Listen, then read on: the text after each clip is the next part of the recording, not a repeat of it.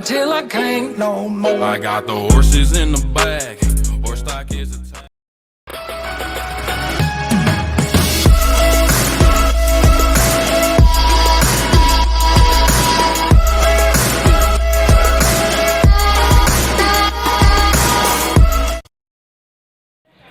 Hello guys, this is Saubhagya and today we will learn about two new operations which we do on sets. So first we will learn about difference of sets. So what is the difference of set? Difference we know from our basic knowledge of mathematics that difference means subtraction. But in set theory subtraction is a little bit different. So let's see. Let A and B be two given sets. The difference of sets A and B is the set of elements which are in A but not in B. So what does it mean? It means that difference of set means जो first element होगा, जो first हमारा set होगा उसके तो elements हमें रखने हैं, लेकिन हमें वो एलिमेंट्स नहीं रखने जो हमारा इसके बाद का सेट में है, जैसे बी में. ठीक है. So symbolically we write it as A difference of B, और हम इसको सेट बिल्डर फॉर्म में ऐसे लिखते हैं ए माइनस बी या A difference B equals to a set of such that X is such that x belongs to A but x doesn't belongs to B. ठीक है. तो ये हमारा हो गया सेट बिल्डर फॉर्म में इसका रिप्रेजेंटेशन. चलो अब इसको हम एक एग्जांपल से समझते हैं. If A equals to a set of elements 1 2 3 4 and B equals a set of elements 2 4 7 9, तो A माइनस बी क्या होगा? देखिए A में होना चाहिए, A के एलिमेंट्स होंगे लेकिन ऐसे एलिमेंट्स नहीं होंगे जो B में हैं. तो पहली चीज़ देखिए B के तो कोई एलिमेंट्स होंगे नहीं, ये तो हमें नोन है, और A के अंदर भी सिर्फ वो एलिमेंट्स हम लिखेंगे जो बी में नहीं है, यानी ए और बी के जो कॉमन एलिमेंट्स हैं वो भी नहीं आएंगे क्योंकि वो एलिमेंट्स बी में भी होंगे. तो देखो कॉमन क्या क्या है पहले निकालते हैं.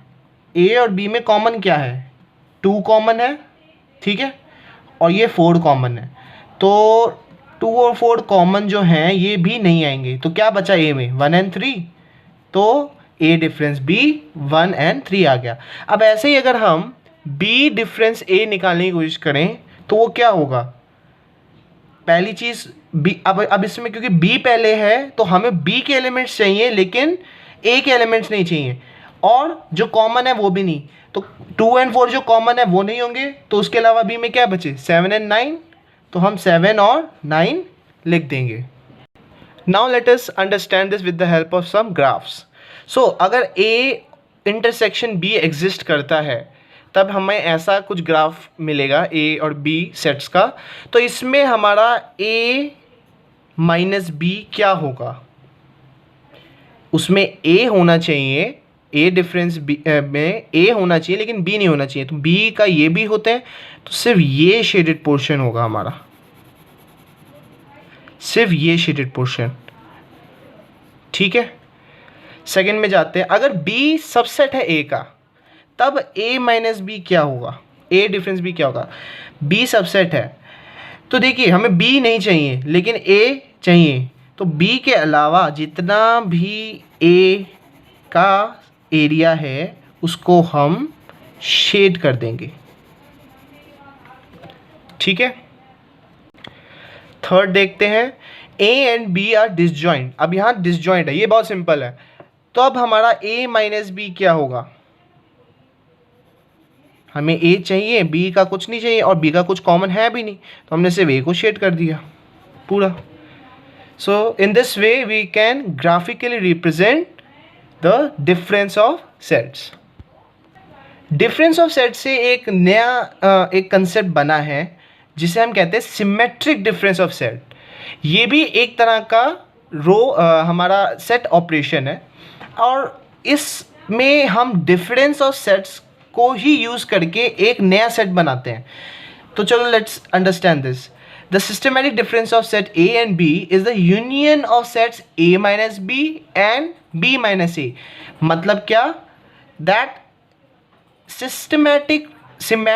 सिमेट्रिक डिफरेंस जो है हमारा, उसमें क्या होगा, a माइनस बी और b माइनस ए के जितने भी एलिमेंट्स हैं उनका यूनियन है। ठीक है, तो सिम्बॉलिकली हम इसको कैसे रिप्रेजेंट करते हैं? a star b। ठीक है, this symbol is use to represent symmetric difference. Okay, चलो अब इसको हम सिम्बॉलिकली कैसे लिखेंगे? a symmetric difference b is equal to, हमें क्या पता है, a माइनस बी और b माइनस a का यूनियन। सो हम ये this is the formula, but we could also understand this in a property way. So a symmetric difference b is a set where x is such that x belongs to a minus b, और union का क्या मतलब होता है? Union use होता है to represent word और in set theory. तो x belongs to a minus b, और क्योंकि यूनियन है x belongs to set b minus a। तो ये टेक्निकली तो हमें समझ में आ गया, लेकिन रियल लाइफ पिक्चर क्या होगी इसकी, ये हम एक इलस्ट्रेशन से समझते हैं। सो ये हमारे पास सामने एक एग्जाम्पल इलस्ट्रेशन है। If a is a set of elements 1 2 4 5 and b is a set of elements 2 5 8 9, तो हमें ढूंढना है a सिमेट्रिक डिफरेंस b। ठीक है, अब हमें इसका फॉर्मूला पता है क्या होता है। a सिमेट्रिक डिफरेंस b क्या होता है? a difference b union b difference a। तो चलो पहले a डिफरेंस b और b डिफरेंस a निकाल लेते हैं, बट उससे पहले हमें इनके बीच का इंटरसेक्शन निकाल लेते हैं, ताकि हमें पता चल जाए कि हमें कौन से कॉमन हैं इन दोनों में, जो हम डिफरेंस में नहीं लिखेंगे। देखो a में 1 है, b में नहीं है, a में 2 है, b में भी 2 है, तो इंटरसेक्शन में ये आ गया। 4 नहीं है b में, 5 है, तो ये इन दोनों के बीच का इंटरसेक्शन है। तो ये एलिमेंट्स तो डेफिनेटली नहीं आएंगे a माइनस बी और b माइनस ए में। तो a माइनस बी क्या है? ये छोड़ के क्या बचा? 1 and 4। और b माइनस ए क्या है? ये छोड़ के क्या बचा इसमें? 8 and 9। सो ये हमारे a माइनस बी और b माइनस ए हो गए। अब बस इनका यूनियन करना है, तो हमें a सिमेट्रिक डिफरेंस b मिल जाएगा। अब इनका यूनियन क्या है? दोनों ये सारे एलिमेंट्स एक ही सेट में लिख दो, ये हो गया। तो अगर आप इसको इंट्यूटिवली देखोगे तो आपको एक चीज़ समझ में आएगी कि सिमेट्रिक डिफरेंस में क्या होता है कि जो a और b में कॉमन था, यानी जो इंटरसेक्शन वैल्यूज़ थी वो हमने हटा दी, बाकी पूरा जितने दोनों में एलिमेंट्स थे वो सारे हमने डाल दिए। तो इसको हम ऐसे भी समझ सकते हैं that a symmetric difference b को हम ऐसे भी लिख सकते हैं that it is a union b। a union b है, इसमें से हमने सब्ट्रैक्ट कर लिए एलिमेंट्स a इंटरसेक्शन b के। ठीक है, ये मैंने थोड़ा सा कॉम्प्लेक्स फॉर्मूला बना दिया है, लेकिन अगर आप इसको सिंपल भाषा में समझे तो आप समझ सकते हैं कि देखो a और b के तो सारे एलिमेंट्स हमने पहले एक बारी में ले लिए, लेकिन दोनों के जो कॉमन है वो नहीं डाले। और आप देखो इन दोनों में मैच करो तो सिर्फ जो कॉमन एलिमेंट्स है वो नहीं है, बाकी सारे एलिमेंट्स हैं a और b के। तो इसको हम ऐसे भी लिख सकते हैं। चलो इसको हम और समझने के लिए ग्राफिकल रिप्रेजेंटेशन में शो करता हूँ आपको।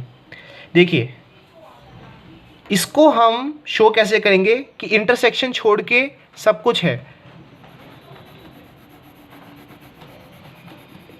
ये शेड कर देंगे, देखिए मैंने इंटरसेक्शन लीव कर दिया, और बी सारा शेड कर देंगे. सो दिस विल रिप्रेजेंट और ए सिमेट्रिक डिफरेंस बी. ठीक है, इंटरसेक्शन नहीं है, तभी मैंने लिखा A symmetric difference B is equal to A union B minus A intersection B. ठीक है, तो ये मैंने एक आपको एक अलग सा फॉर्मूला दे दिया है. हालांकि ये एक फॉर्मूला नहीं है, एक बहुत ही ज़्यादा जनरलाइज ऑब्जर्वेशन है, तो मैंने अपनी ऑब्जर्वेशन को यूज़ करके ये एक नया तरीका निकाल दिया इसको रिप्रेजेंट करने का. लेकिन आप चाहें तो इसको, जो हमने सबसे पहले तरीका सीखा है, A minus B union B minus A के वे में भी लिख सकते हैं. ठीक है, तो इसमें भी कोई बुराई नहीं है, और यही बेसिकली आपके बुक में है. This one is given in your book, so you should remember this. Okay, so आज के लिए हम बस यही करेंगे, और इतना ही हम अभी पार्ट 5 के अंदर करेंगे. पार्ट 6 ऑनवर्ड्स हम क्या स्टार्ट करेंगे कि हम कुछ प्रॉपर्टीज़ या प्रूफ्स को सॉल्व करना स्टार्ट करेंगे, ताकि हम सेट थ्योरी की लैंग्वेज को ज़रा पकड़ना स्टार्ट करें. क्योंकि मेन प्रॉब्लम जो आती है बच्चों को सेट थ्योरी में, वो यही है कि वो जब ये इस जैसी डेफिनेशंस आती हैं, इस तरह सी प्रॉपर्टीज़ आती हैं, इनको प्रूफ कैसे करें. तो हम नेक्स्ट टाइम प्रूफ करना सीखेंगे, और एक बहुत ही इंटरेस्टिंग प्रूफ से स्टार्ट करेंगे. ठीक है, डे मॉर्गन्स लॉ एक है हमारा, उसको हम प्रूव करेंगे. उसके बाद कई प्रॉपर्टीज़ को हम प्रूव करना स्टार्ट करेंगे जो हमने अभी तक पढ़ी हैं. ठीक है, तो वो प्रॉपर्टीज़ आपके दिमाग में पूरी तरह अच्छी तरह बैठ जाएंगी. So this is all for today. Thank you for watching, and if you like this video please do share and subscribe to my channel, and hope to see you again. Bye bye.